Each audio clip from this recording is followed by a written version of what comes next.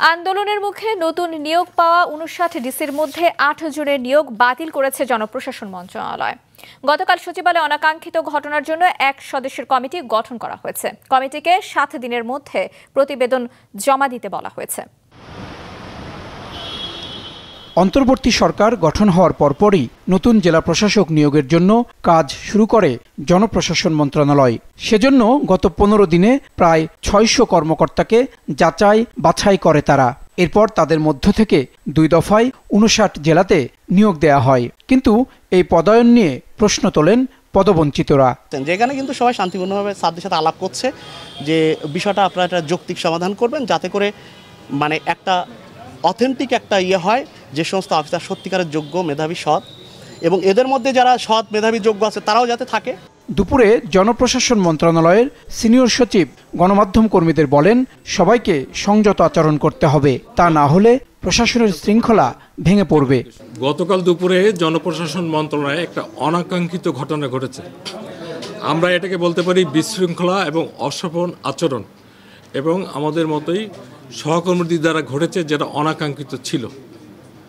সরকার এটা কেন ঘটলো এইটার কারণ জানার জন্য 1 পার্সন কমিটি, আমরা বলি ১ সদস্য বিশিষ্ট একটা কমিটি করেছে, headed by senior secretary, ministry of health and family welfare, এবং এটা টিওআরে বলা হয়েছে ৭ কর্মদিবসের মধ্যে এটার প্রতিবেদন রিপোর্ট সুপারিশও দাখিল করতে হবে।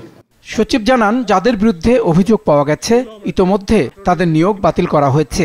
আরও যদি কারো বিরুদ্ধে কোনো অভিযোগ পাওয়া যায় সেটিও খতিয়ে দেখা হবে।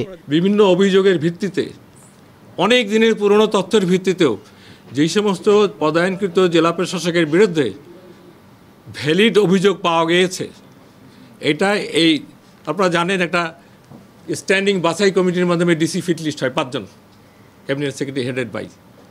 সেই কমিটি আজকে বসেছিল এবং সেই কানুনগুলো পর্যালোচনা করে ইমিডিয়েট যেটা হয়েছে, অলরেডি ৮ জন ডিসিকে তার নিয়োগ বাতিল করা হয়েছে। আমাদের যেই সমস্ত জায়গায় আরও যদি সমস্যা থাকে, ভ্যালিড এবং ক্লাসিফাইড এবং আনবায়াসড, এটা চলমান প্রক্রিয়া। আমাদের আপনার ইতিহাসে দেখছেন না, একদিনের ডিসি, একদিনের কমিশনার, একদিনের সচিব, এতে প্রেসিডেন্ট আছেই।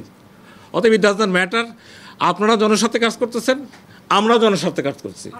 এদিকে দুপুরের পর সচিবালয়ে পদবঞ্চিতরা দেখা করেন জনপ্রশাসন মন্ত্রণালয়ের সিনিয়র সচিবের সঙ্গে। জানান, 2টি প্রজ্ঞাপনই বাতিল করতে হবে মন্ত্রণালয়কে। আমরা বলেছি অনতিবিলম্বে, যেহেতু এই প্রক্রিয়াটা একটি জটিল প্রক্রিয়া এবং এই প্রক্রিয়াটা ডিসপিউটেড, এই সুতরাং যত দ্রুত সম্ভব মাননীয় প্রধান উপদেষ্টার সাথে কথা বলে এই 2টি যে প্রজ্ঞাপন জারি হয়েছে সেই 2টি প্রজ্ঞাপন বাতিল করতে হবে। তিনি আমাদেরকে আশ্বাস দিয়েছেন যত দ্রুত সম্ভব তিনি এই বিষয়ে ব্যবস্থা গ্রহণ করবেন এবং আমাদের যে সেন্টিমেন্ট, সেই সেন্টিমেন্ট তিনি মাননীয় প্রধান উপদেষ্টা মহোদয়ের বরাবর পৌঁছাবেন। সর্বস্তরে বৈষম্য দূর করতেই ছাত্র জনতার আন্দোলন হয়েছিল বলে দাবি করে তারা জানান, যোগ্যদের সব জায়গায় পদায়ন করতে হবে।